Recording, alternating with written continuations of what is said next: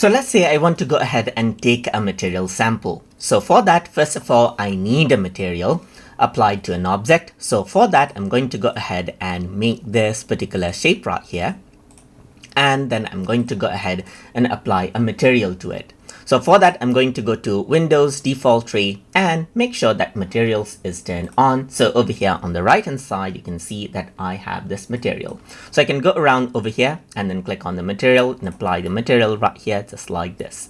So let's say I have another object. So I'm just going to go around and bring in other object right here, just like this. So now let me just go ahead and select this object, use the pull and push tool to go ahead and then pull it out. So let's say I want the same material that I have right here on this particular object right here. In that case, I can go ahead and then utilize the paint bucket tool.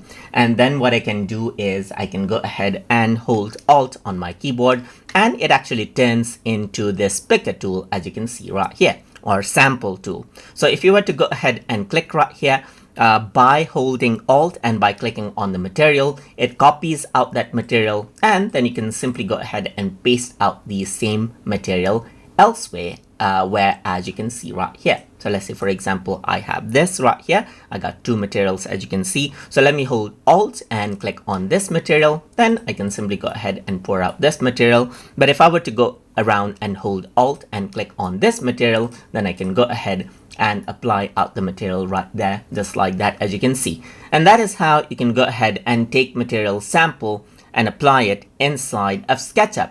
So I hope you guys learned something as always.